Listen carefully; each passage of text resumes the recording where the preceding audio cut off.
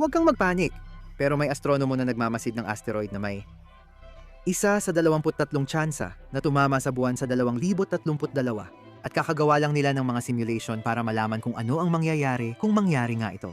Ang asteroid ay 60 metrong lapad, kasing laki ng 20 palapag na gusali at bumibiyahe ng 14 km/s. 41 beses mas mabilis sa tunog. Noong Disyembre 22, 2032 tumama ang asteroid sa buwan. Ang banggaan ay tumagal ng kulang sa 100 bahagi ng segundo at agad naglaho ang asteroid na parang usok. Katumbas ito ng lakas ng 430 Hiroshima-sized na nuclear bomb na sabay sumabog.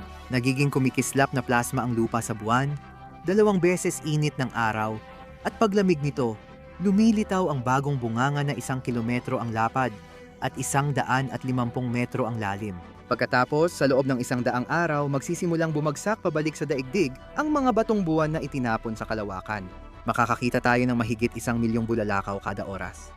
Karaniwan, ang mga meteor shower ay may humigit kumulang 100 lang. Ang ganitong klaseng banggaan ay nangyayari lang minsan kada 10,000 taon, noong huling beses na tinamaan ng ganito kalakas ang buwan. Noon, wala pang imbensyon ng pagsakay, at posible nating makita ito ng personal sa totoong oras.